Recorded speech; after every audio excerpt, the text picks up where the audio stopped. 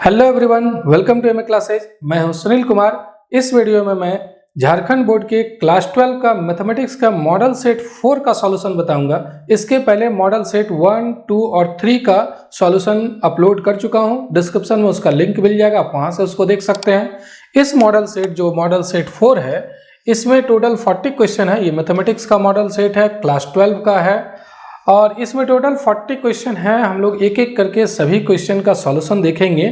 तो चलिए सबसे पहले फर्स्ट क्वेश्चन का हम लोग सॉल्यूशन देखते हैं। फर्स्ट क्वेश्चन क्या है? क्वेश्चन ये है कि let R be a relation in the set N. N जो नेचुरल नंबर का सेट होता है उसमें एक रिलेशन आर डिफाइन किया गया, इस तरीके से डिफाइन किया गया। ये डेफिनेशन है। आर में ऑर्डर्ड पेयर ए बी इसका मेंबर होगा सच दैट, ऐसा होगा कि ए जो फर्स्ट कंपोनेंट है वो b -2 के बराबर होगा, मतलब सेकेंड कंपोनेंट से 2 कम होगा फर्स्ट कंपोनेंट।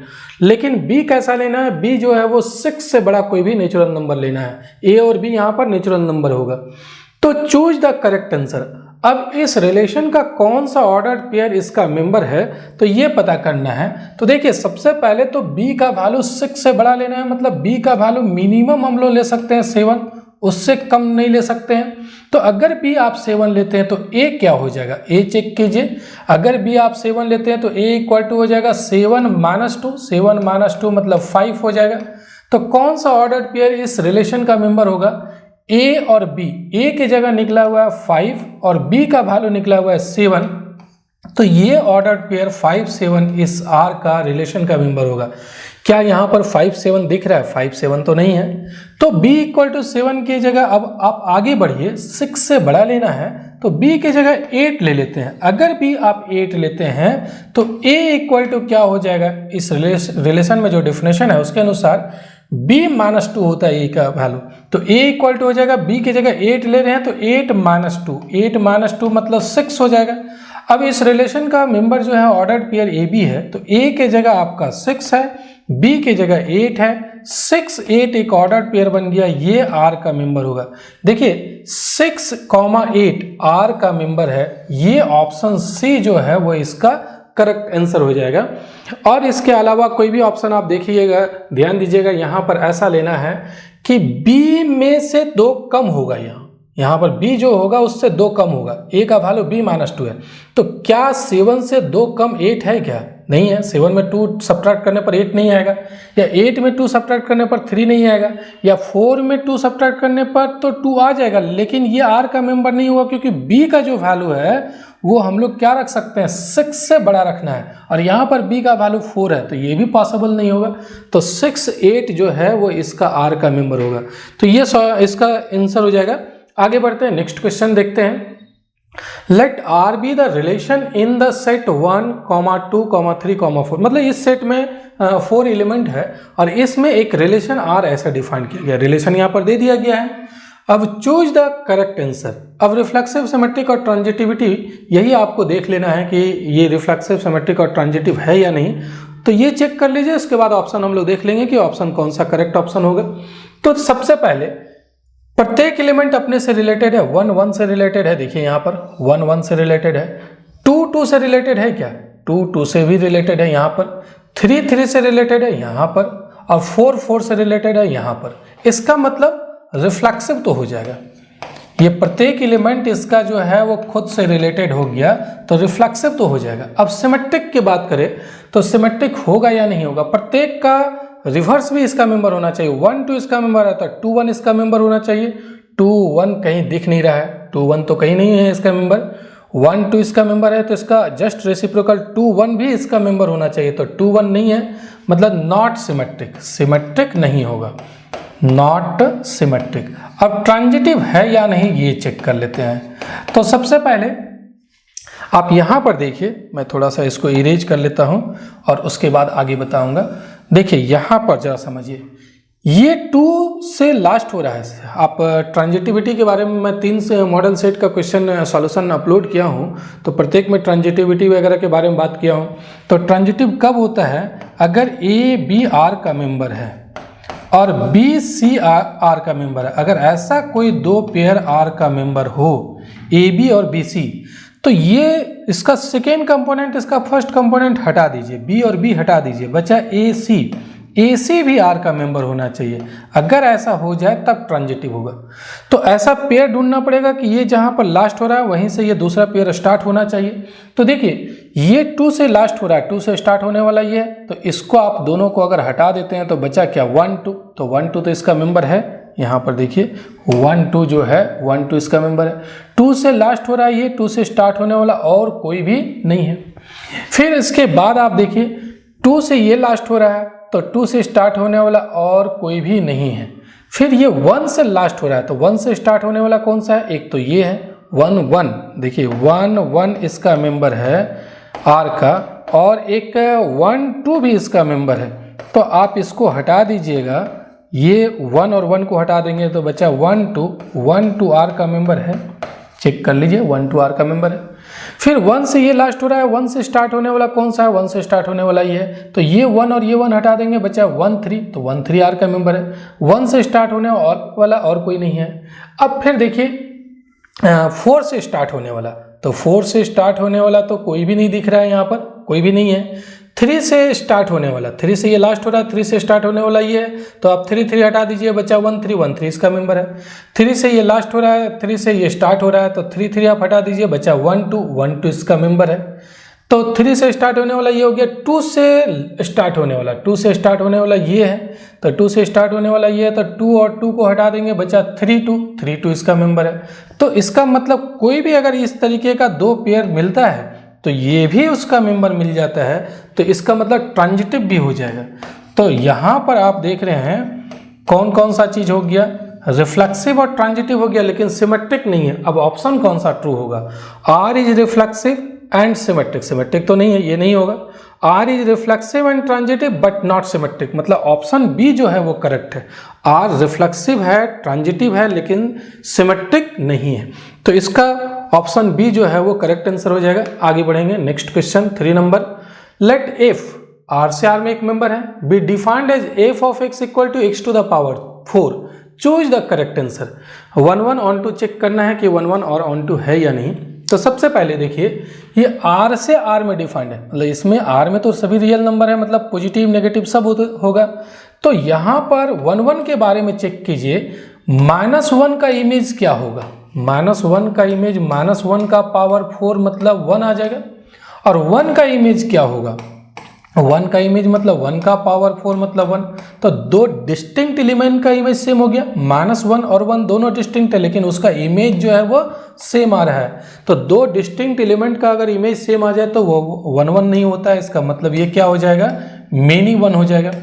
ऑन टू की बात करें तो ऑन टू में देखिए R से R में डिफाइंड है, ये यहाँ पर R से R में डिफाइंड है यहाँ पर फंक्शन, इसमें तो नेगेटिव भी है, लेकिन इमेज जो है वो हमेशा पॉजिटिव होगा। क्यों, पावर 4 है ना, तो पावर 4 है मतलब हमेशा पॉजिटिव ही इमेज आएगा, तो सिर्फ पॉजिटिव वाला ही इमेज होगा, नेगेटिव वाला किसी का भी इमेज नहीं होगा। तो नेगेटिव एलिमेंट जितना भी है सब यहाँ पर तो बच जाएगा, तो नेगेटिव किसी भी एलिमेंट का इमेज नहीं होगा। मतलब अगर ये सभी एलिमेंट यहाँ पर बच रहा है तो ये ऑन टू नहीं होगा, कैसा हो जाएगा, इनटू फंक्शन हो जाएगा। इसमें अगर एलिमेंट बच जाता है तो वो इनटू होता है, इसका प्रत्येक एलिमेंट किसी ना किसी का इमेज है तब ऑन टू होता है। तो यहाँ पर negative element, negative real number जो है वो तो किसी का इमेज नहीं होगा, तो इसीलिए मेनी वन है, सॉरी यहाँ पर मेनी 1 होगा, मेनी 1 है और इनटू है, मतलब 1 1 नहीं है।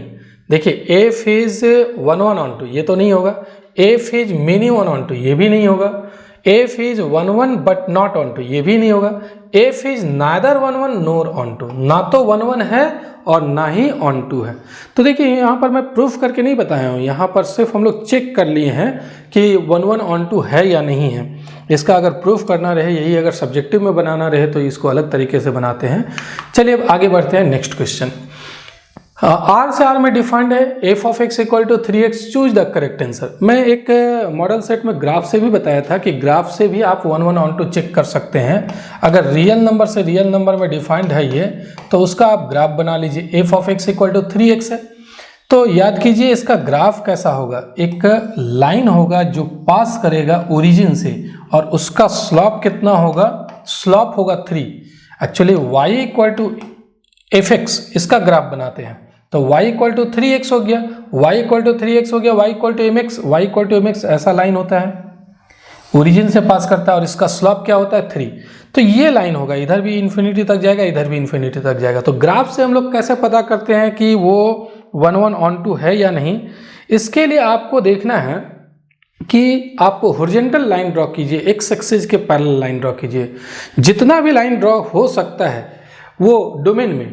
तो डोमेन तो आर है इसका, तो आर में जितना भी कोडोमेन भी ले लीजिए, कोडोमेन भी आर है, मतलब वाई में भी आर होगा और एक्स में भी आर होगा। तो कोडोमेन में आप देखिए वाई में जितना भी लाइन हम लोग ड्रॉ कर सकते हैं, प्रत्येक लाइन कम से कम एक पॉइंट पर इसको इंटरसेक्ट करना चाहिए। तो कोई भी लाइन अगर ड्रॉ करते हैं तो कम से कम एक पॉइंट पर इंटरसेक्ट करेगा इस ग्राफ को। जितना भी लाइन ड्रॉ करें, कई लाइन हम लोग ड्रॉ कर सकते हैं, इनफाइनाइट लाइन ड्रॉ कर सकते हैं, हॉरिजॉन्टल लाइन ड्रॉ करना है एक्स एक्सिस के पैरेलल, तो वो एक पॉइंट पर कम से कम इंटरसेक्ट कर रहा है। तो इसीलिए जहां भी लाइन ड्रॉ करेंगे, यहाँ पर भी लाइन ड्रॉ करेंगे तो कम से कम एक पॉइंट पर इंटरसेक्ट करेगा। तो अगर एक पॉइंट पर इंटरसेक्ट कर रहा है कम से कम, तो वो ऑन टू हो जाएगा। और सिर्फ एक ही पॉइंट पर अगर इंटरसेक्ट कर रहा है तो 1 1 हो जाएगा। तो एक ही पॉइंट पर इंटरसेक्ट कर रहा है, एक पॉइंट से अधिक पॉइंट पर तो इंटरसेक्ट नहीं कर रहा है, तो ये 1 1 भी होगा, ऑन टू भी होगा। तो F is 1 1 onto. Option A जो है वो इसका करेक्ट आंसर होगा। ऑप्शन ए ये जो है वो इसका करेक्ट आंसर हो जाएगा।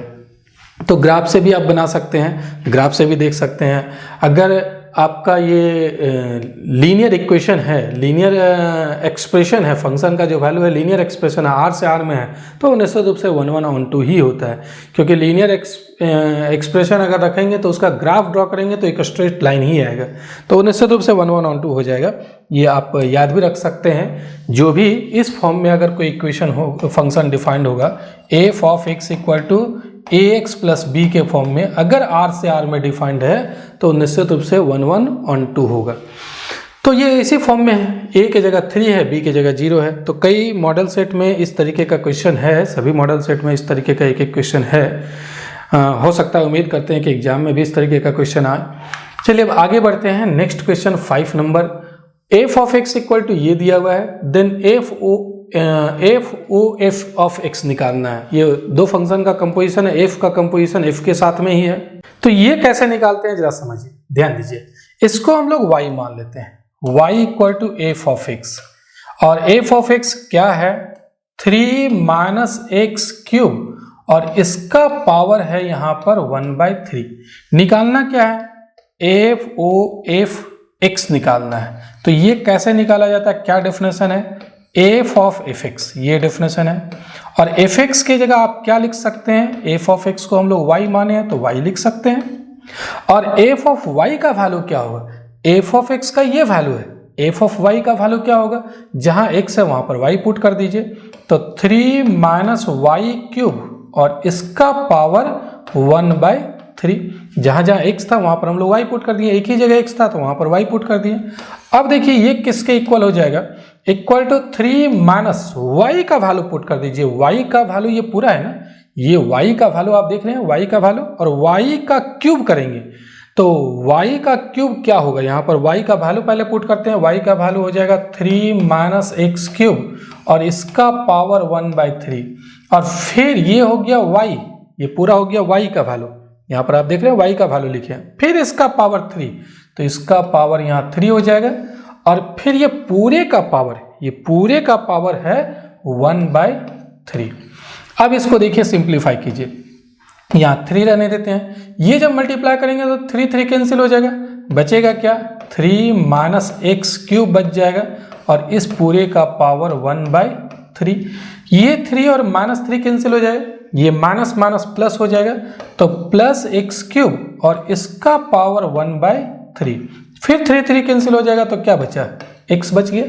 तो इसका वैल्यू जो है वो x के इक्वल आ रहा है, यानी कि ऑप्शन सी जो है वो इसका करेक्ट आंसर होगा। आगे बढ़ते हैं, नेक्स्ट क्वेश्चन देखते हैं। नेक्स्ट क्वेश्चन है आपका F of x equal to X square plus X plus 7, then F of 0। ये तो बड़ा आसान है, आप x की जगह 0 पुट कर दीजिए तो एफ ऑफ 0 का वैल्यू क्या होगा, एफ ऑफ 0 का वैल्यू 0 प्लस 7 हो गया, तो लास्टली ये आया क्या 7। तो ऑप्शन सी जो है वो इसका करेक्ट आंसर होगा। आगे बढ़ते हैं, नेक्स्ट क्वेश्चन देखते हैं। नेक्स्ट क्वेश्चन ये है, the principal value of cos inverse 1/√2। तो आपको पता होगा principal value cos inverse x का क्या होता है। प्रिंसिपल वैल्यू ब्रांच जो होता है वो 0 से पाई होता है। ये कॉस इनवर्स x का 0 से पाई होता है। अगर पॉजिटिव रहे तो फर्स्ट क्वाड्रेंट में होता है, नेगेटिव रहे तो सेकेंड क्वाड्रेंट में होता है। तो यहाँ तो पॉजिटिव है तो फर्स्ट क्वाड्रेंट में आप एंगल ढूंढिए, किसका एंगल कॉस हो, कौन सा एंगल का कोसाइन 1/√2 होता है। तो आपको तो पता होगा इतना, तो कॉस π/4 का वैल्यू 1/√2 होता है। तो कॉस आप उधर ले जाइए, π/4 इक्वल टू क्या हो गया, π/4 इक्वल टू हो जाएगा कॉस इनवर्स 1/√2, कॉस इनवर्स 1/√2। तो कॉस इनवर्स 1/√2 का प्रिंसिपल वैल्यू हो गया π/4, यानी कि ऑप्शन ए जो है वो इसका करेक्ट आंसर होगा। देखिए जो 40 क्वेश्चन है आपको करीब 1.5 घंटे का समय मिलेगा एग्जाम में, तो 40 क्वेश्चन को आप आसानी से 1 घंटे में ही बना सकते हैं। मैं जो भी वीडियो अपलोड कर रहा हूँ मैं समझा करके बता रहा हूँ, तो उसके बाद भी वो करीब 1 घंटे का वीडियो है, 1 घंटे से कुछ कम भी है, तो आप 1 घंटे में आसानी से बना सकते हैं। सिर्फ सावधानी से बनाइएगा, लेकिन आपका प्रैक्टिस पहले से अच्छा रहे और कॉन्सेप्ट क्लियर रहे तो सभी सवाल को 40 में से 40 क्वेश्चन को आप सॉल्व कर सकते हैं। चलिए अब आगे बढ़ते हैं, नेक्स्ट क्वेश्चन देखते हैं। The value of cos of sine inverse 1/2 plus cos inverse 1/2 is. देखिए ये sine inverse x plus cos inverse x के फॉर्म में है, यहाँ जो है वही नंबर यहाँ पर भी है। तो sine inverse x plus cos inverse x का वैल्यू π/2 होता है, ये पूरे का वैल्यू π/2 हो जाएगा। तो ये हो जाएगा cos π/2, और cos π/2 का वैल्यू क्या होता है, cos π/2 का वैल्यू 0 होता है। तो ऑप्शन सी जो है वो इसका करेक्ट आंसर हो जाएगा।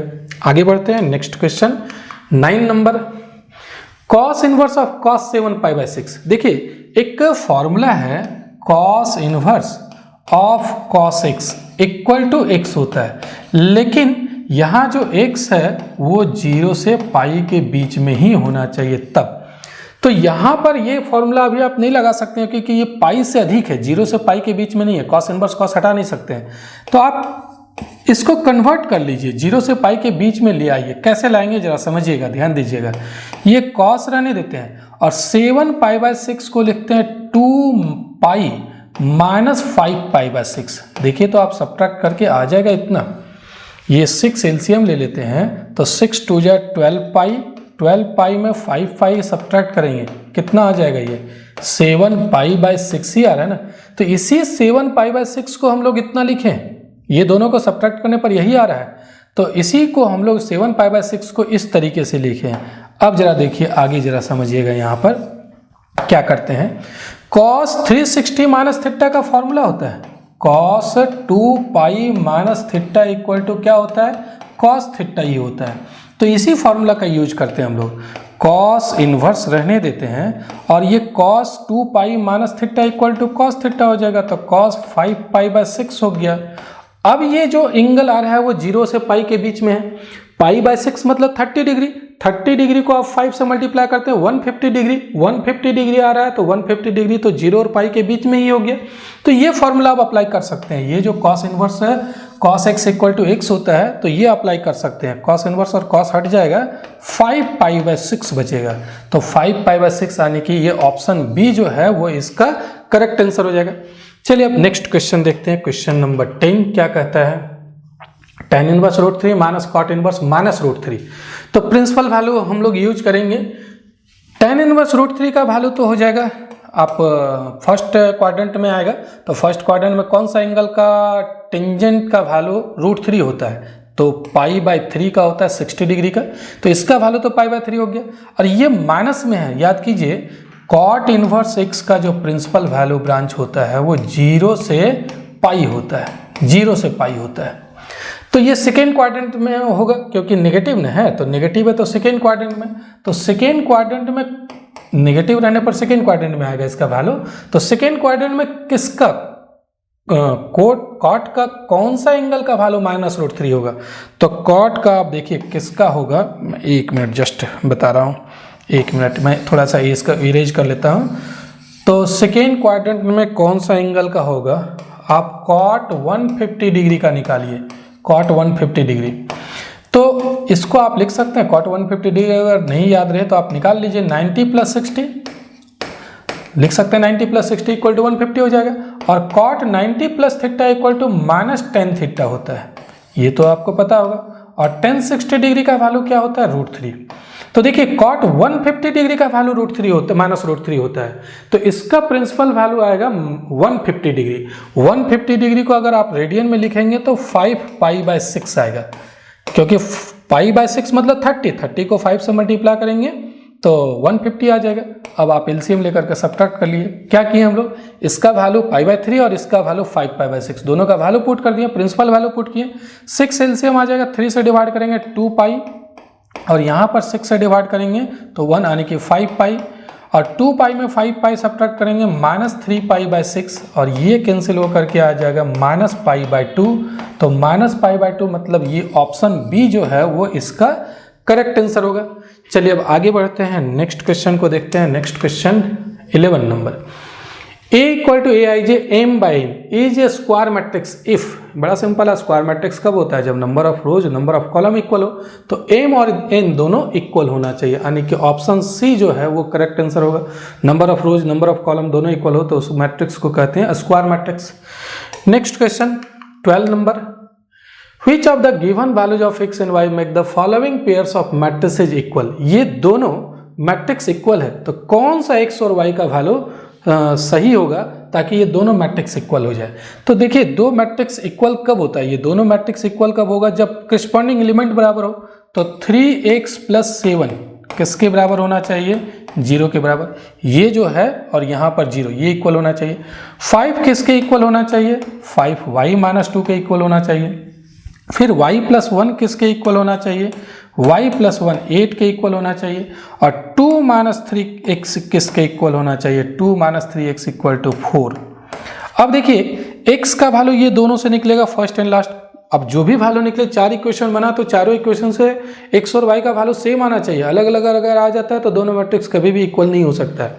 यहाँ से x का वैल्यू निकालिए, 7 उधर ले जाते हैं तो 3x = -7, और 3 उधर डिवाइड कर देते हैं तो x का वैल्यू आया -7/3।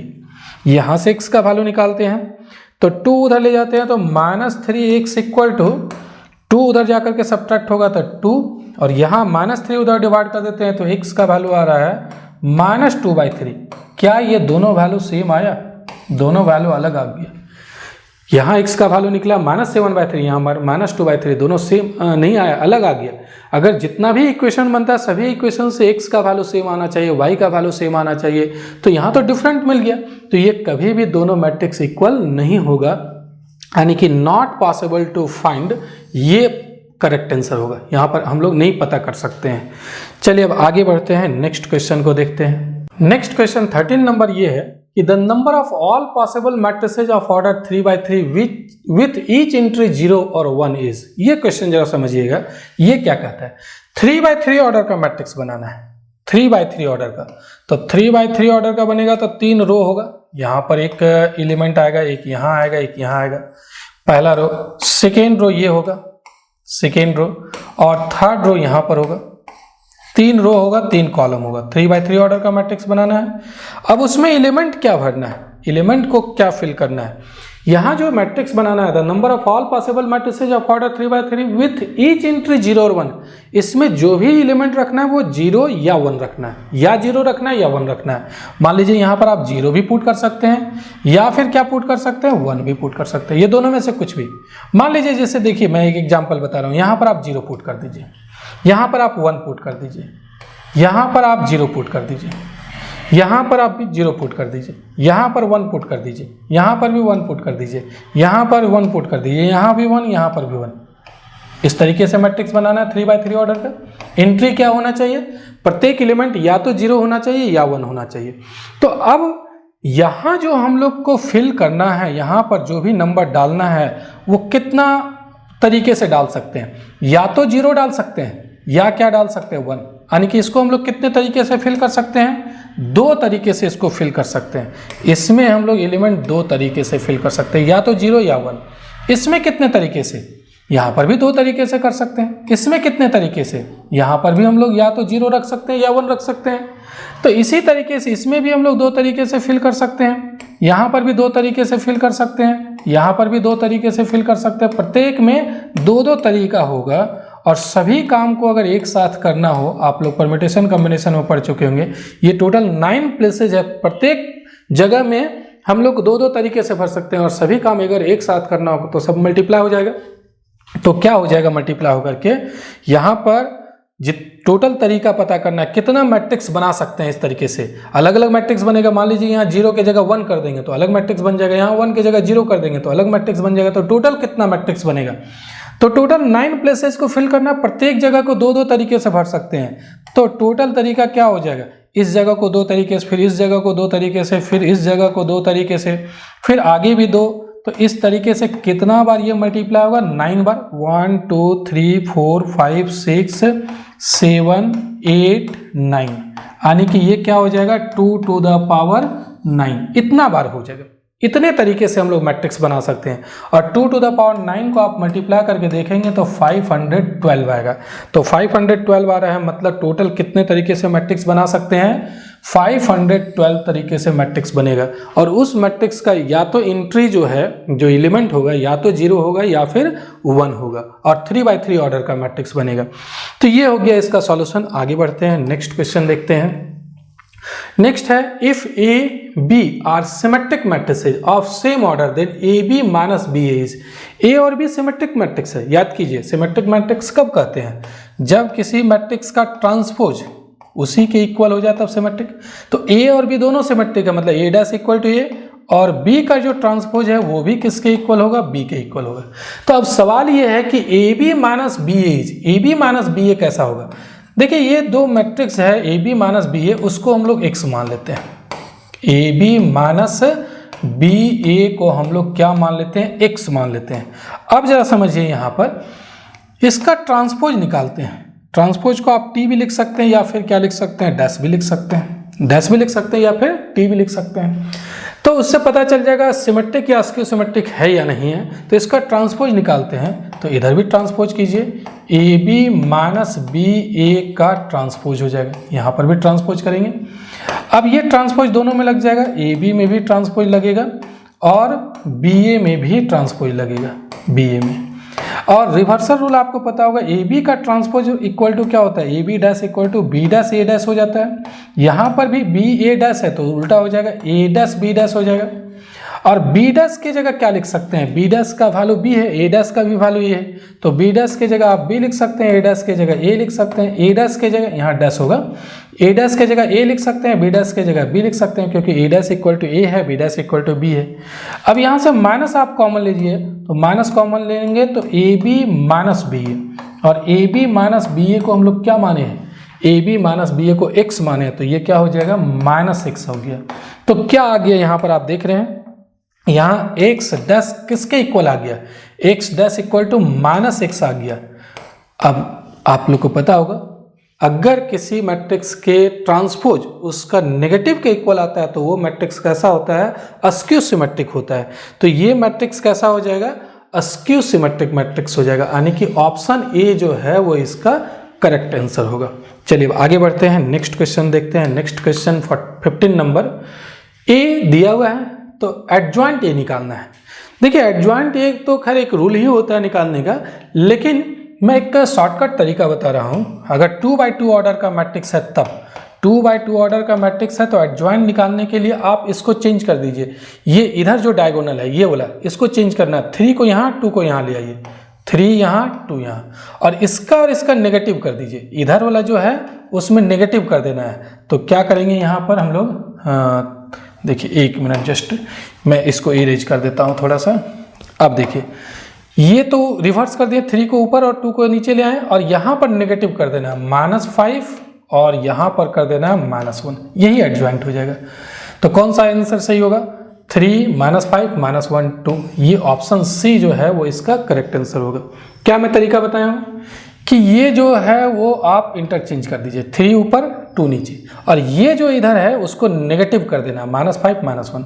तो ये डायरेक्ट आप लिख सकते हैं, लेकिन जैसा समझिए आप अगर एडजॉइंट निकालना चाहें तो कैसे निकाला जाता है। आपको पता है कि एडजॉइंट क्या होता है, एडजॉइंट होता है जो कोफैक्टर मैट्रिक्स होता है, C11 C12 C21 C22 इसका ट्रांसपोज होता है।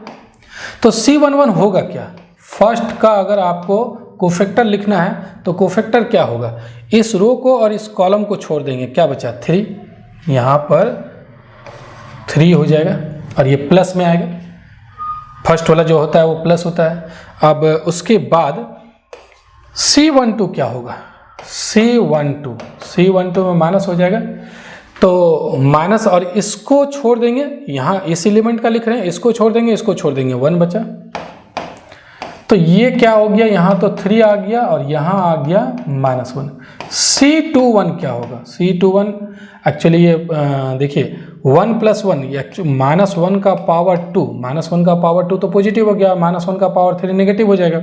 इसी तरीके से यहाँ पर हो जाएगा -1 का पावर, आप यहाँ पर लिखिएगा -1 का पावर 2 + 1 3, और यहाँ पर इस रो को और इस कॉलम को छोड़ देंगे, बचा 5।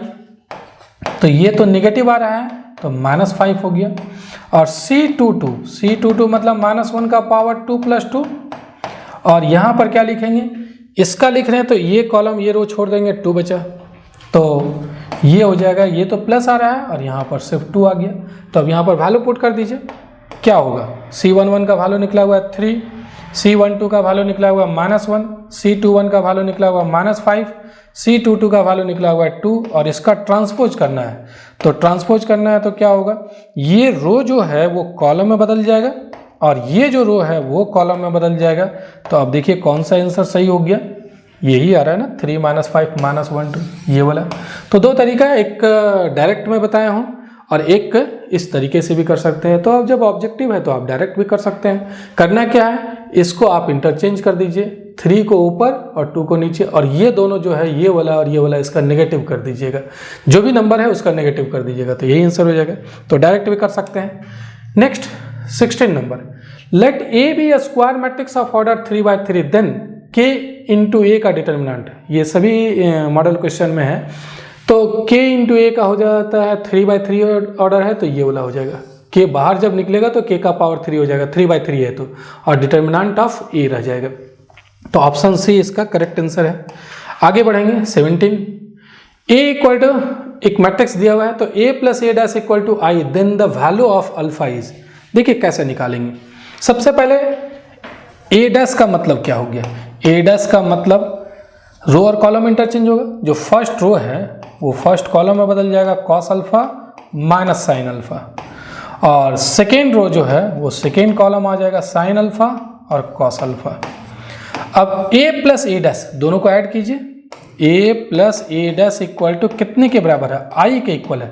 तो A + A' क्या होगा? देखिए ये दोनों को ऐड कीजिए, cos alpha + cos alpha 2 cos alpha हो जाएगा, और -sin alpha + sin alpha 0, sin alpha - sin alpha दोनों का सम करेंगे 0, cos alpha + cos alpha 2 cos alpha, और इधर है I मतलब unit matrix, identity matrix 2/2 order का 1 0 0 1।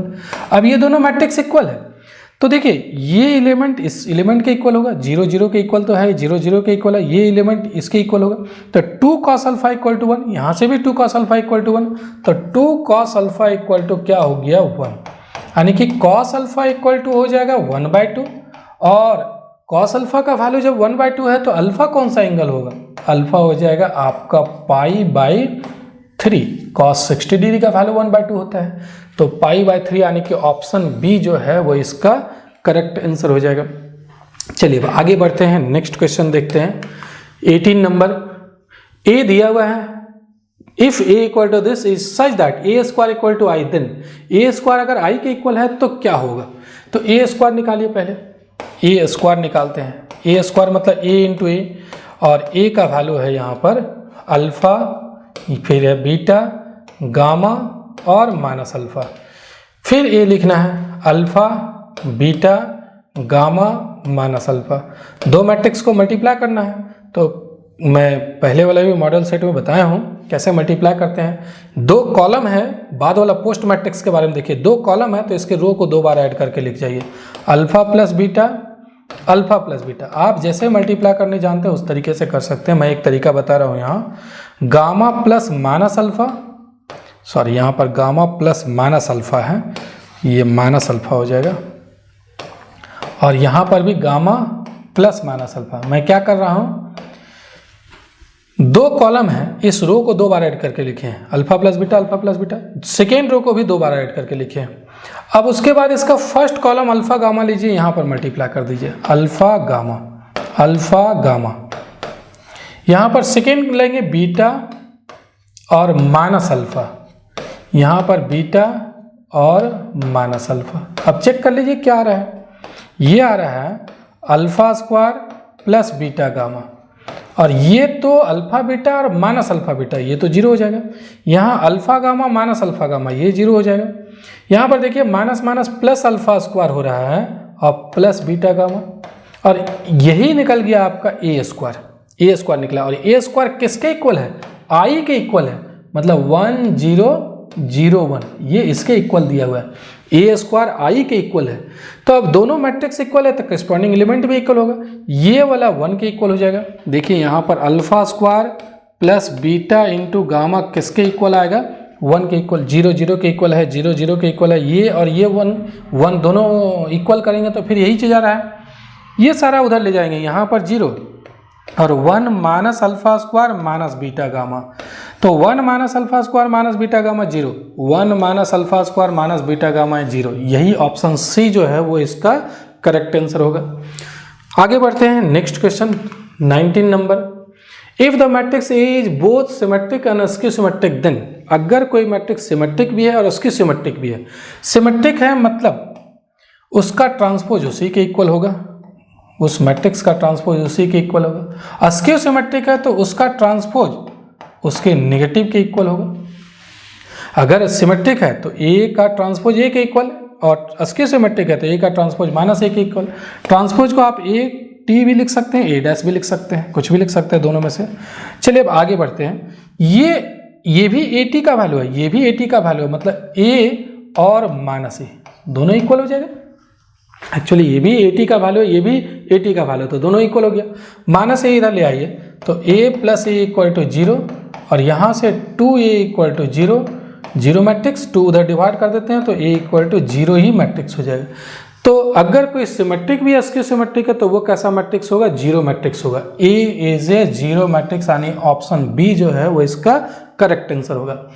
आगे बढ़ते हैं, नेक्स्ट क्वेश्चन देखते हैं 20 नंबर। इसमें ये दोनों डिटर्मिनेंट इक्वल है, then x is equal to, तो दोनों डिटर्मिनेंट इक्वल है, इसको एक्सपेंड कर लीजिए, एक्स स्क्वायर और माइनस 36, यहाँ पर एक्सपेंड करते हैं 36 और माइनस 36, तो ये तो 0 आ गया, यानी X square minus 36 equal to क्या आ रहा है, 0। 36 उधर ले जाएंगे तो X square equal to 36, square हटा देंगे तो x equal to plus minus 6, यानी कि ऑप्शन बी जो है वो इसका करेक्ट आंसर है। आगे बढ़ते हैं, नेक्स्ट क्वेश्चन 21 नंबर। ये दिया हुआ है root under X plus root under Y equal to root under A, तो D Y by D X पता करना है। तो देखिए इसको डिफ्रेंशिएट कीजिए, रूट अंडर एक्स का क्या होगा, 1/2 रूट अंडर एक्स, ये फॉर्मूला जैसा यूज कर सकते हैं, रूट अंडर एक्स का 1/2 रूट अंडर एक्स, और इसको पहले y के रिस्पेक्ट में करेंगे तो रूट अंडर वाई का 1/2 रूट अंडर वाई, और फिर y को डिफ्रेंशिएट करेंगे D Y by D x, और यहाँ तो रूट अंडर ये है तो रूट अंडर ये तो कांस्टेंट होता है तो उसका 0 हो जाएगा। इसको उधर ले जाते हैं, 1/2 root under y into d Y by D x, और ये उधर जा करके क्या हो जाएगा, -1/2 रूट अंडर एक्स, तो 2 कैंसिल हो जाएगा। रूट अंडर वाई को उधर ले जाइए, d Y by D x का वैल्यू आ रहा है यहाँ से minus root under y divided by root under x, तो कौन सा ऑप्शन करेक्ट होगा, minus root under y divided by root under x, यानी कि ऑप्शन सी जो है वो इसका करेक्ट आंसर होगा। आगे बढ़ते हैं, next question. If y equal to log x to the base 10 then d Y by D x, तो यहाँ पर बेस 10 है, बेस ई नहीं है। ध्यान दीजिएगा, आप जब इसको डिफ्रेंशिएट करते हैं, ऐसे तो डायरेक्ट फॉर्मूला भी है, लेकिन अगर आप डिफ्रेंशिएट करते हैं तो बेस चेंज कर लीजिए, x टू द बेस 10 है, बेस e कर दीजिए, तो इसी के लॉगरिथम से मल्टीप्लाई करते हैं लॉग e, और इसका बेस रखते हैं जो ओरिजिनल बेस है, ओरिजिनल बेस 10 था। अब इसको डिफ्रेंशिएट कीजिए, d Y by D x equal to d Y by D x, ये तो कांस्टेंट है तो इस कांस्टेंट को बाहर कर दीजिए, log e to the base 10 को बाहर कर देते हैं, और log x to the base e, इसका तो डेरिवेटिव 1/x होता है ना। अब ये 1/x x लिख जाते हैं और इस log को अगर आप नीचे लाते हैं तो नंबर ऑफ बेस इंटरचेंज हो जाएगा, 10 ऊपर और बेस e नीचे आ जाएगा। तो 1/x log 10 to the base e, base नहीं लिखा हुआ है यहाँ पर, देखिए यही होगा 1/x log 10 to the base e, base e नहीं लिखा मतलब वो आप बेस नहीं लिखा हुआ मतलब बेस वहाँ e है। ऐसे डायरेक्ट फॉर्मूला होता है, log x to the base 10 का 1/x log 10 हो जाएगा। ये फॉर्मूला है, आप याद रखिएगा।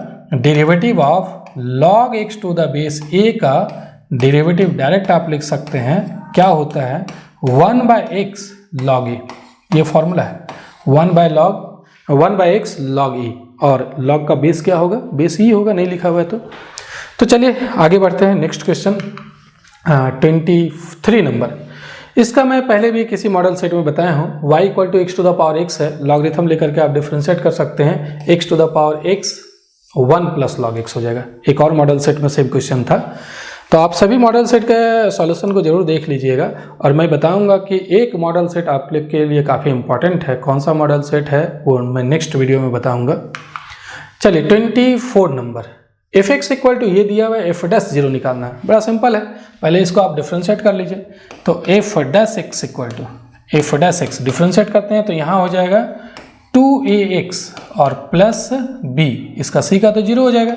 अब x के जगह आपको 0 पुट करना है, तो x के जगह 0 पुट करेंगे तो ये 0 हो गया, सिर्फ क्या बचा b, तो b आने के ऑप्शन b जो है वही करेक्ट आंसर है, b आने के ऑप्शन b। चलिए आगे बढ़ते हैं। Next 25 number, y equal to 5 cos x minus 3 sin x, then double derivative. तो डबल डेरिवेटिव क्या होगा, पहले एक बार डिफ्रेंशिएट कीजिए dy बाई dx, एक बार डिफ्रेंशिएट करते हैं तो 5 कांस्टेंट है और cos x का माइनस sin x, और फिर माइनस 3 sin x का cos x, इसको फिर से डिफ्रेंशिएट कर दीजिए, डबल डेरिवेटिव अब निकल जाएगा। तो यहाँ पर माइनस 5 कांस्टेंट है और sin x का cos x, यहाँ पर 3 cos x का डेरिवेटिव माइनस sin x होता है तो माइनस माइनस प्लस हो जाएगा। आप यहाँ से माइनस कॉमन ले लीजिए क्योंकि जो सॉल्यूशन है वो y के टर्म में है, तो आप माइनस कॉमन ले लीजिए, तो यहाँ पर आ गया 5 cos x minus 3 sin x, और 5 cos x minus 3 sin x को फिर आप क्या लिख सकते हैं, y लिख सकते हैं। तो ये पूरा जो है वो y हो जाएगा, मतलब माइनस y इसका करेक्ट आंसर हो जाएगा। डबल डेरिवेटिव क्या आएगा, माइनस y आएगा, यानी कि ऑप्शन सी जो है वो करेक्ट आंसर है। आगे बढ़ेंगे।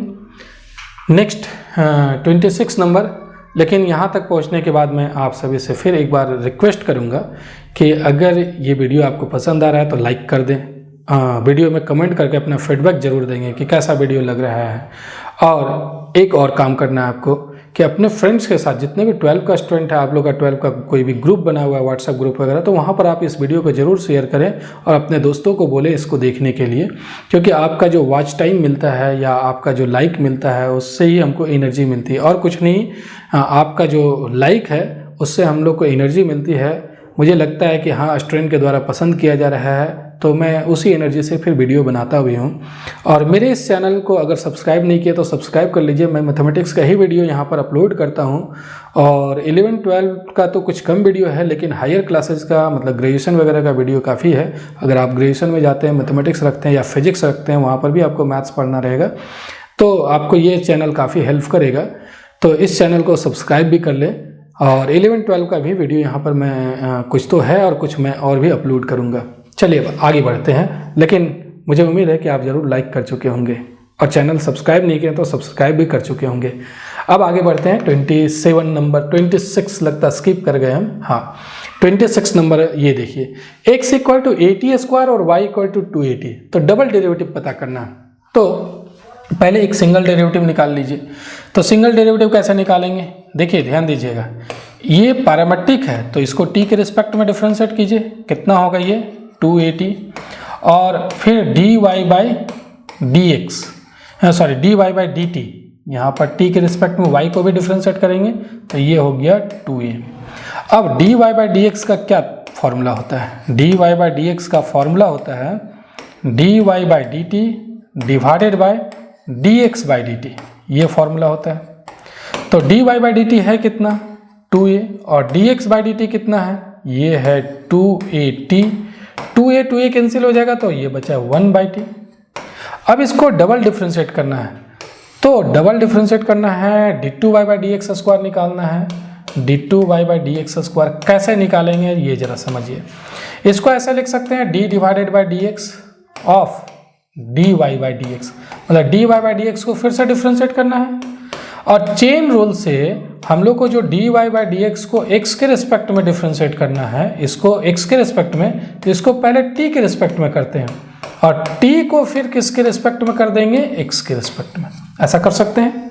देखिए dy बाई डी एक्स को डिफ्रेंशिएट करना था x के रिस्पेक्ट में, तो इसको t के रिस्पेक्ट में और फिर t को x के रिस्पेक्ट में कर दिए।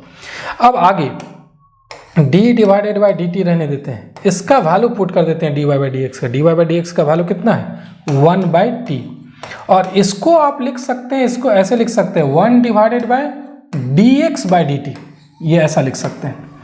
और देखिए 1 बाई टी का डेरिवेटिव होता है -1 बाई टी स्क्वायर, और D x by D T का वैल्यू हम लोग को पता है, D x by D T निकाले है ना 2at, 2at कितना हो गया, मैं यहाँ लिख जा रहा हूँ -1 डिवाइडेड बाई 2at क्यूब हो गया। तो ये आंसर हो जाएगा -1 डिवाइडेड बाई 2at क्यूब। कौन सा है, -1 डिवाइडेड बाई 2at क्यूब, यानी कि ऑप्शन डी जो है वो इसका करेक्ट आंसर हो गया।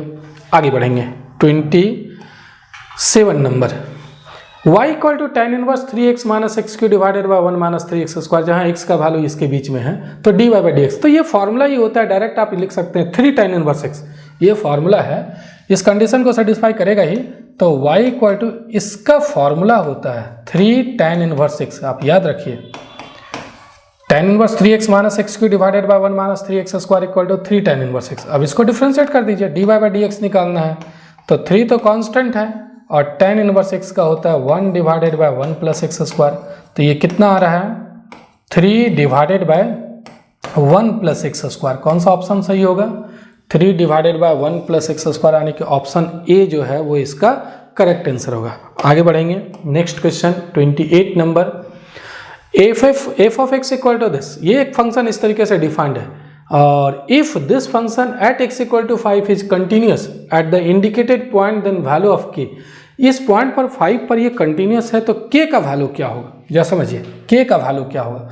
तो k का वैल्यू निकालने के लिए आपको पता है कि ये फंक्शन जो है वो कंटिन्यूस है, तो कंटिन्यूस है तो यहाँ का जो लेफ्ट हैंड लिमिट होगा, लिमिट एक्सटेंड्स टू 5 माइनस, यहाँ पर माइनस लगा देते हैं, और जो राइट हैंड लिमिट होगा वो तो दोनों इक्वल होगा, और किसके इक्वल होगा, ये f ऑफ 5 के इक्वल होगा, तो उसको लिखने की जरूरत नहीं, इसी से हम लोग k का वैल्यू निकाल लेंगे। अब देखिए limit extends to 5 minus, 5 minus मतलब 5 से छोटा, 5 माइनस मतलब 5 से छोटा, तो उस समय फंक्शन का वैल्यू, अगर x 5 से छोटा हो उस समय फंक्शन का वैल्यू क्या है kx प्लस 1, और यहाँ पर भी हम लोग क्या करेंगे, limit x tends to 5 plus, 5 plus मतलब 5 से बड़ा, तो उस समय फंक्शन का वैल्यू 5 से बड़ा, तो फंक्शन का वैल्यू है 3x माइनस 5।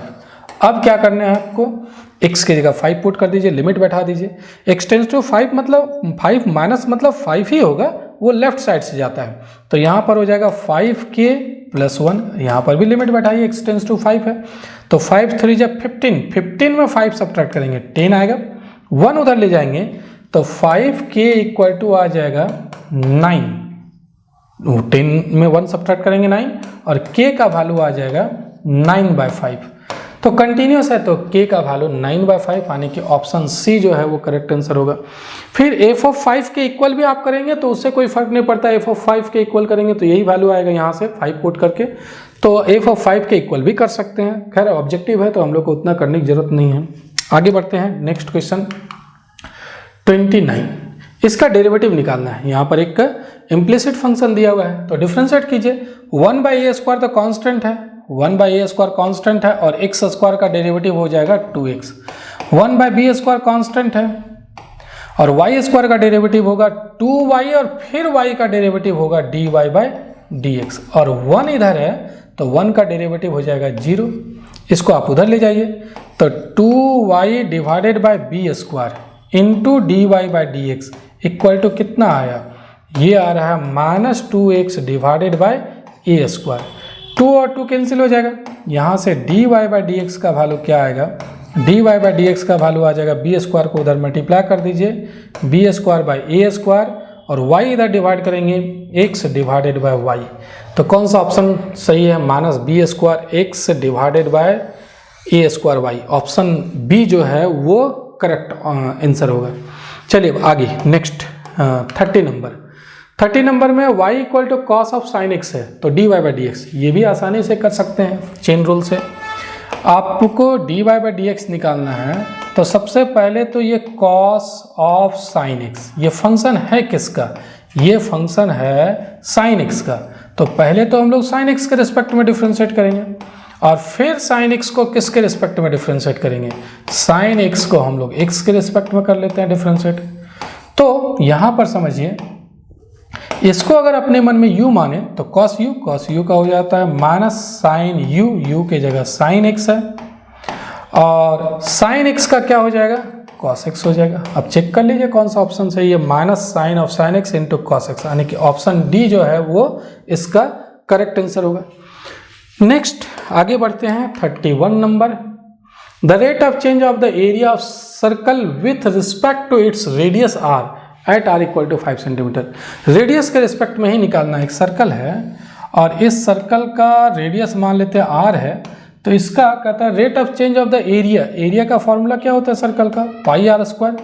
और रेडियस के रिस्पेक्ट में ही रेट ऑफ चेंज निकालना है तो रेडियस के रिस्पेक्ट में ही डिफ्रेंशिएट कीजिए। तो आर के रिस्पेक्ट में डिफ्रेंशिएट करेंगे तो 2 पाई आर। कब निकालना है? जब आर का वैल्यू 5 सेंटीमीटर है। तो 5 सेंटीमीटर है तो आर का वैल्यू 5 पुट कर दीजिए, आर इक्वल टू 5। तो उस समय D A divided by D R क्या होगा? आर की जगह 5 पुट करेंगे, 5 टू जा 10 पाई, तो 10 पाई ही इसका करेक्ट आंसर हो जाएगा, यानी कि 10 पाई सेंटीमीटर स्क्वायर पर सेंटीमीटर, यही इसका करेक्ट आंसर हो जाएगा। ऑप्शन ए जो है वो सही होगा। आगे next 32 number. The slope of the curve this at the point 1 1। तो स्लॉप निकालने के लिए d Y by D x निकालना पड़ता है, इसको डिफ्रेंशिएट कीजिए। वाई स्क्वायर का तो पहले 2y और फिर y को डिफ्रेंशिएट करेंगे तो D Y by D x, और यहाँ x का derivative 1। D Y by D x का वैल्यू क्या आएगा? D Y by D x का वैल्यू आएगा 1 डिवाइडेड बाई 2y। और किसका स्लॉप निकालना है? स्लॉप निकालना है स्लॉप एट 1 1। तो 1 1 पर निकालना है तो D Y by D X निकालेंगे। किसका स्लॉप निकालना है? Slope of the curve, curve का स्लॉप निकालना है तो D Y by D X ही होता है। और किस पॉइंट का? 1 1। तो x के जगह भी 1 और y के जगह भी 1। तो 1 डिवाइडेड बाई 2y, y के जगह 1 पुट कर देंगे, यानी कि 1/2 आ गया। तो 1/2 जो है वो कर्व का स्लॉप हो गया। कर्व का भी स्लॉप या फिर कर्व के टेंजेंट का भी स्लॉप, बात एक ही होता है। जो स्लॉप 1 1 का कर्व का निकलेगा वही टेंजेंट का भी स्लॉप होता है। तो 1/2 यानी कि ऑप्शन डी जो है वो इसका करेक्ट आंसर होगा। चलिए अब आगे बढ़ते हैं, नेक्स्ट क्वेश्चन देखते हैं। नेक्स्ट क्वेश्चन है 33 नंबर। देखिए, the total revenue in rupees received from the sale of x units of a product is given by this.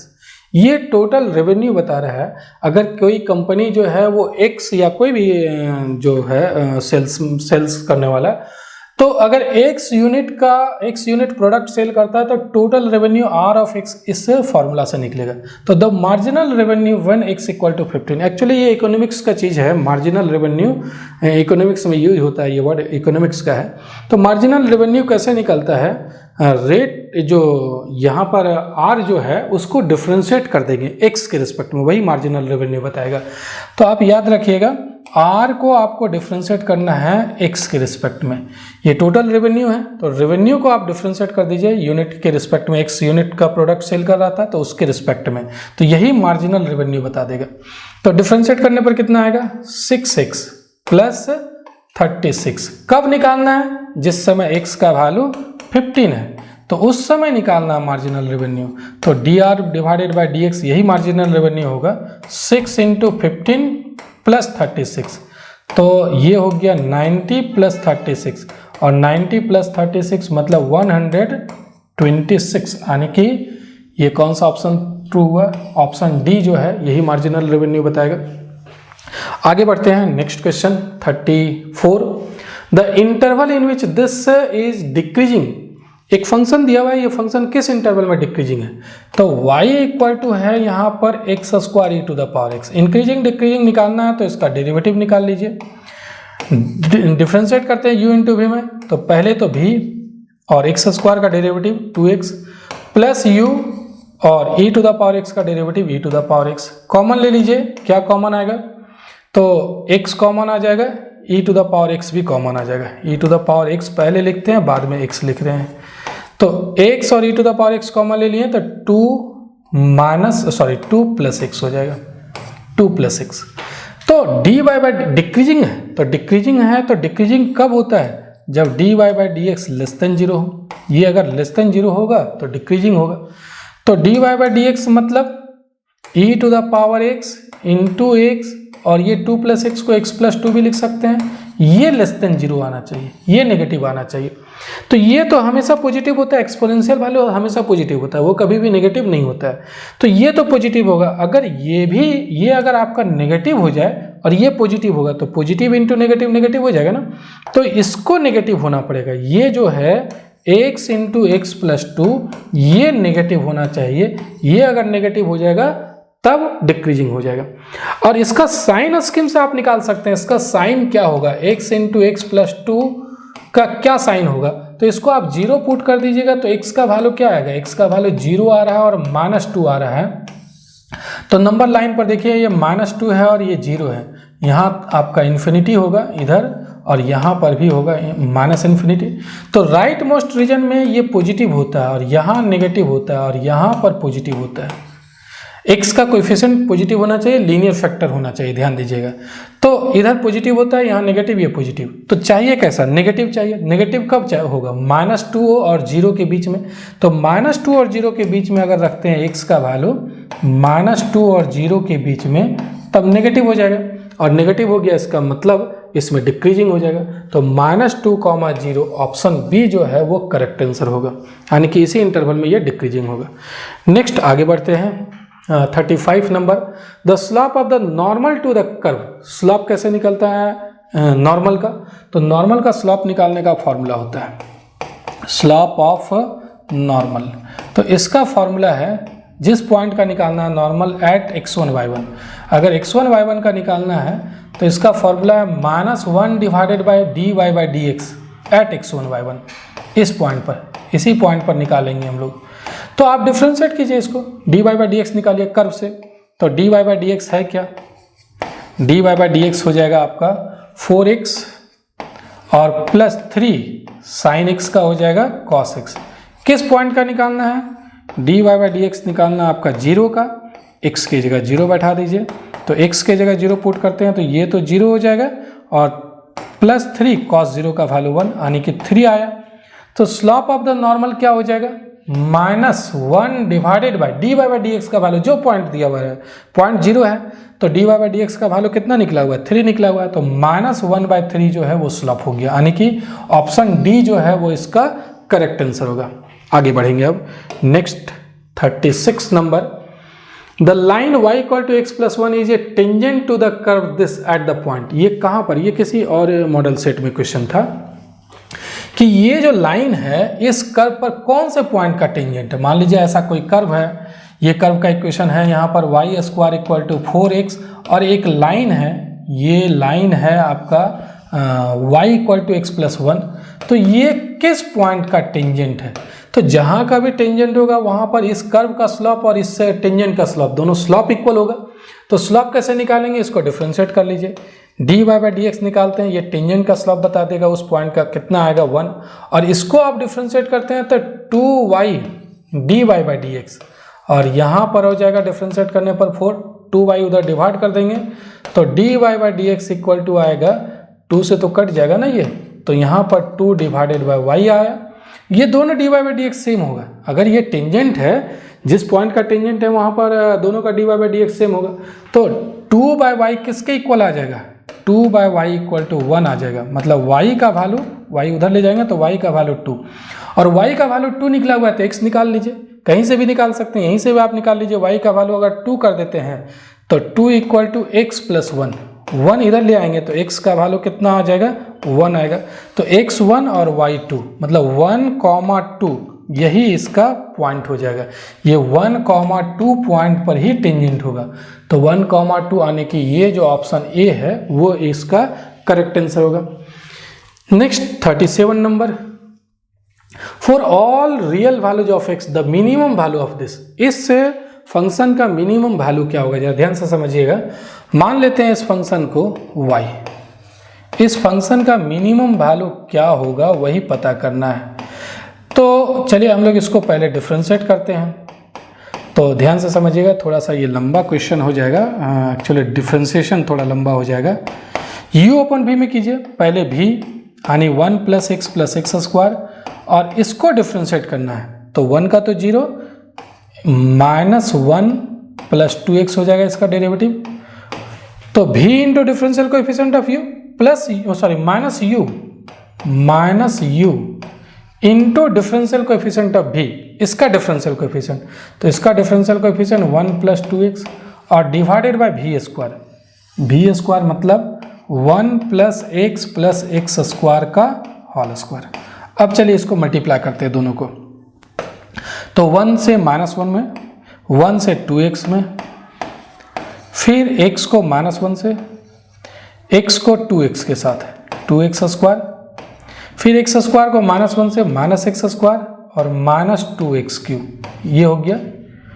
फिर इधर भी हम लोग मल्टीप्लाई कर लेते हैं, 1 को 1 से, फिर 2x, फिर -x, फिर -2x और फिर x² और फिर 2x³ और डिवाइडेड बाय ये आपका है 1 + x + x² का होल स्क्वायर। चेक कीजिए, देखिए क्या कैंसिल होगा। यहाँ पर मैं थोड़ा सा यहाँ इसको कलर चेंज कर ले रहा हूँ, वो 2x और ये -2x कैंसिल हो जाएगा, 2x² और वहाँ पर भी 2x² होगा क्या, थोड़ा सा लगता है यहाँ पर मिस्टेक हुआ है। क्या मिस्टेक है जरा समझिए। 1 से इसको मल्टीप्लाई किए हैं, 1 से 2x को, फिर -x को और -x इंटू 2x, -2x² होगा। अब आगे ये देखिए 2x² से यहाँ पर हो जाएगा, नहीं ये कैंसिल नहीं हो रहा है, 2x² कैंसिल नहीं हो रहा है। ये देखिए 2x तो -2x से कैंसिल हो गया, -x और ये +x ये भी कैंसिल हो जाएगा, ये कैंसिल नहीं होगा, -2x³ और कोई कैंसिल नहीं हो रहा है। तो अब क्या हो जाएगा, यहाँ थोड़ा सा लगता है कुछ मिस्टेक हुआ है, यहाँ पर भी मिस्टेक हुआ है, थोड़ा सा देखिए ये भी मिस्टेक हो गया, x² + 2x³, यहाँ पर प्लस हो जाएगा। तो प्लस हो जाएगा तो ये भी कैंसिल होगा। कौन सा कैंसिल होगा, 2x³ और यहाँ पर -2x³। तो ये सिंपल आप देख सकते हैं, थोड़ा सा मेरा मिस्टेक हो गया था, तो आप इसको चेक कर सकते हैं। अब क्या हुआ, -1 और -1, तो यहाँ हो जाएगा -2, ये हो गया -2। और देखिए 2x² में x² सब्ट्रैक्ट करते हैं, x² और -2x² में x² सब्ट्रैक्ट करते हैं, -x² खुद यहाँ पर माइनस है तो +x²। तो यहाँ x² आया और +x², ये हो जाएगा 2x² और डिवाइडेड बाय नीचे क्या है, नीचे आपका है 1 + x + x² का होल स्क्वायर। तो ये डबल डेरिवेटिव सिंगल डेरिवेटिव निकल गया, dy/dx निकल गया। dy/dx क्या निकला, dy/dx निकला 2, आप कॉमन ले लीजिए, तो 2 कॉमन ले लेंगे तो x² -1 और डिवाइडेड बाय 1 + x + x² का होल स्क्वायर। क्या निकालना है, ये हम लोग को मिनिमम वैल्यू निकालना है। तो देखिए मैं थोड़ा सा इसको पहले इरेज कर लेता हूँ, उसके बाद मैं आगे बताऊँगा। इसको मैं इरेज कर लेता हूँ एक बार, 1 मिनट। हाँ अब चलिए देखिए यहाँ पर भी थोड़ा सा मैं इरेज कर लेता हूँ, इसको भी मैं इरेज कर लेता हूँ। डबल डेरिवेटिव जो निकला है उसको मैं रहने दे रहा हूँ और बाकी चीज़ को हम लोग इरेज कर लिए।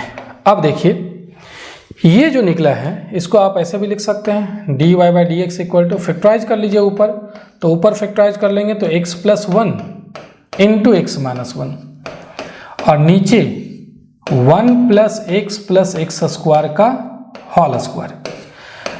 याद कीजिए मैक्सिमम मिनिमम की बात कर रहे हैं, तो मैक्सिमम मिनिमम के लिए dy/dx को 0 पुट करते हैं। तो dy/dx को 0 पुट करेंगे मतलब वो जो वैल्यू निकला हुआ है 2x + 1 इंटू x - 1 और डिवाइडेड बाय 1 + x + x² का होल स्क्वायर, इसको हम लोग 0 पुट करेंगे तो ये तो उधर मल्टीप्लाई हो जाएगा, यहाँ से 2x + 1 into x - 1 equal to 0 आ गया, x - 1 इक्वल टू 0। अब यहाँ से x का वैल्यू आ रहा है आपका -1 और +1। अब दो तरीका है मैक्सिमम मिनिमम निकालने के लिए, एक हायर ऑर्डर डेरिवेटिव टेस्ट और एक फर्स्ट ऑर्डर डेरिवेटिव टेस्ट। तो चलिए अब इसको हम लोग फिर से डिफ्रेंशिएट नहीं करेंगे क्योंकि फिर तो एक लंबा होगा, डबल डेरिवेटिव निकालेंगे तो फर्स्ट ऑर्डर डेरिवेटिव टेस्ट से ही हम लोग इसका मैक्सिमम मिनिमम निकाल लेते हैं। कैसे निकालेंगे, याद कीजिए dy/dx का साइन कैसा चेंज होगा। ये जो स्टेशनरी पॉइंट निकला है वो पूरे इंटरवल को कितने पार्ट में डिवाइड करेगा, ये जरा देखिए। ये है इन्फिनिटी, ये है -इन्फिनिटी, स्टेशनरी पॉइंट निकला -1 और 1। तो पूरे इंटरवल को कितने पार्ट में डिवाइड करेगा, 3 पार्ट में डिवाइड किया। अब इसका साइन किस तरीके से चेंज हो रहा है, -1 को क्रॉस करने के दरमियान, 1 को क्रॉस करने के दरमियान। तो ध्यान दीजिएगा dy/dx का नीचे वाला का साइन हमेशा पॉजिटिव होगा क्योंकि स्क्वायर है, तो ये हमेशा पॉजिटिव होगा। अब डिपेंड करेगा इसके साइन पर, तो इसका साइन क्या होगा, इधर होगा आपका पॉजिटिव, यहाँ होगा नेगेटिव और यहाँ होगा पॉजिटिव। कोई वैल्यू भी पुट करके चेक कर सकते हैं, 1 से बड़ा 2 पुट कर दीजिए, 2 पुट करके चेक कीजिए पॉजिटिव आएगा। ऐसे आप साइन स्कीम से जानते होंगे कि इधर राइट मोस्ट रीजन में पॉजिटिव होता है, x का कोएफिशिएंट पॉजिटिव होना चाहिए, लीनियर फैक्टर होना चाहिए, तो इधर पॉजिटिव होता है। अब देखिए मिनिमम वैल्यू पता करना है, तो मिनिमम कब होता है, मिनिमम होता है अगर नेगेटिव से पॉजिटिव चेंज कर रहा है तो साइन फंक्शन का वैल्यू मिनिमम होता है। साइन जो है पॉइंट को क्रॉस करने के दरमियान नेगेटिव से पॉजिटिव चेंज होना चाहिए। तो देखिए ये नेगेटिव से पॉजिटिव चेंज हो रहा है, यहाँ पर ये नेगेटिव है और नेगेटिव से पॉजिटिव चेंज हो रहा है कब, जब 1 को क्रॉस कर रहा है। तो 1 को क्रॉस करने के दरमियान नेगेटिव से पॉजिटिव चेंज हो रहा है, तो 1 पर क्या मिलेगा, 1 पर मिनिमम वैल्यू मिलेगा। तो मिनिमम वैल्यू क्या हो गया, मिनिमम वैल्यू हो जाएगा इसका, x की जगह 1 पुट कर देंगे तो 1 - 1 + 1 का स्क्वायर करने पर 1 और नीचे 1 + 1 + 1, तो ऊपर हो गया 1/3। तो 1/3 यानी कि ऑप्शन डी जो है वो इसका करेक्ट आंसर होगा, 1/3 पर ही इसका मिनिमम वैल्यू मिलेगा। अब चलिए आगे बढ़ते हैं, ये थोड़ा सा क्वेश्चन लंबा है। अब नेक्स्ट क्वेश्चन देखते हैं 38 number. The line y = mx + 1 is tangent to this curve. जैसा समझिए ये एक कर्व है, इस कर्व का इक्वेशन है y² = 4x और एक लाइन है y = mx + 1, ये है y = mx + 1, ये इसका टेंजेंट है इस कर्व का। तो टेंजेंट है, this line is tangent to this curve if the value of m का वैल्यू क्या रखे ताकि ये टच करेगा, ये क्या रखे m का वैल्यू ताकि टच करेगा। तो देखिए सबसे पहले अगर टच करता है तो दोनों का डेरिवेटिव सेम हो जाएगा। तो लाइन से डेरिवेटिव निकालिए, यहाँ से डिफरेंशिएट करके निकालते हैं, dy/dx कितना आएगा, dy/dx आएगा यहाँ से m आ जाएगा और इससे डिफरेंशिएट करते हैं तो y² का 2y dy/dx और यहाँ पर डेरिवेटिव 4, ये तो कट जाएगा और y को उधर ले जाएंगे तो dy/dx इक्वल टू कितना हो जाएगा, 2/y। अगर टेंजेंट है तो दोनों का डेरिवेटिव सेम होगा, तो इसका जो डेरिवेटिव निकला है 2/y और यहाँ जो डेरिवेटिव निकला है वो m, दोनों इक्वल होगा। तो अब यहाँ से y का वैल्यू क्या हो जाएगा, y उधर ले जाएंगे, m का इधर ले आते हैं तो y का वैल्यू 2/m आएगा, m का ही वैल्यू पता करना है। दूसरी चीज, अगर ये दोनों टच कर रहा है तो एक पॉइंट तो कॉमन होगा, एक पॉइंट ऐसा होगा जो इस कर्व पर भी होगा और इस लाइन पर भी होगा, तो दोनों को हम लोग सॉल्व कर लेंगे। तो सॉल्यूशन से ये पॉइंट ऑफ कांटेक्ट निकल जाएगा, एक पॉइंट जो है वो टेंजेंट अगर है तो यहाँ पर ये तो कॉमन पॉइंट होगा। तो ये जो है यहाँ पर हम लोग दोनों को सॉल्व कर लेते हैं, इसका पॉइंट निकल जाएगा। तो सॉल्व करने के लिए देखिए यहाँ पर हम लोग क्या करते हैं, x का वैल्यू निकाल लेते हैं। x का वैल्यू यहाँ से कितना आएगा, x का वैल्यू आएगा y² / 4, पुट कर दीजिए इसमें, y = m और x का वैल्यू y² / 4 + 1 और y का वैल्यू यहाँ पर निकला हुआ है ना 2/m, तो 2/m पुट कर दीजिए, y का वैल्यू 2/m और यहाँ पर m डिवाइडेड बाय 4, ये वाला 4 लिख गए, y² करेंगे तो कितना आ जाएगा, 4/m² आ जाएगा और +1, तो ये तो कट गया और m से यहाँ पर भी कट जाएगा, m बचेगा, तो ये हो गया 2/m और इसको इधर ले आइए, 1/m है, -1/m और इधर क्या हो गया 1। 2/m में 1/m सब्ट्रैक्ट करेंगे, 1/m 2/m में 1/m सब्ट्रैक्ट किए 1/m इक्वल टू 1। यहाँ से m का वैल्यू कितना आ गया 1, तो m का वैल्यू 1 होगा, यानी कि ऑप्शन ए जो है वो इसका करेक्ट आंसर होगा। चलिए अब second last question 39 number.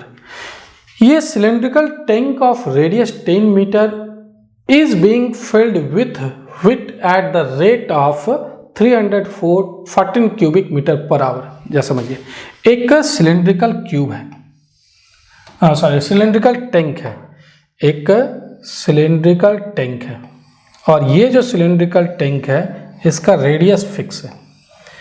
Radius कितना है इसका? रेडियस जो है वो r इक्वल टू दिया हुआ है 10 मीटर। इस टैंक का रेडियस है 10 मीटर और इसमें वेट भरा जा रहा है। इसमें अगर हम लोग वेट भर दें, गेहूं भर दें, तो गेहूं भरने से क्या होगा, धीरे धीरे गेहूं डाल रहे हैं, तो गेहूं डालेंगे तो इसका क्या होगा, हाइट बढ़ेगा ना। तो मान लेते हैं किसी समय हाइट जो है वो इसका वेट का हाइट जो है वो h है, किसी भी समय वेट का। तो कहता है कि with water at the rate of, किस रेट से इसमें वेट डाला जा रहा है, ऐसा नहीं कि अचानक डाल दिया जा रहा है, एक कांस्टेंट रेट से फिल किया जा रहा है। कांस्टेंट रेट कितना? 314 क्यूबिक मीटर पर आवर।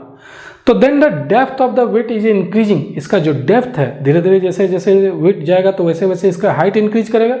तो depth of the water is increasing at the rate, ये वेट का जो डेप्थ है वो किस रेट से बढ़ रहा है। तो जरा समझिए, इसका पहले वॉल्यूम निकाल लेते हैं।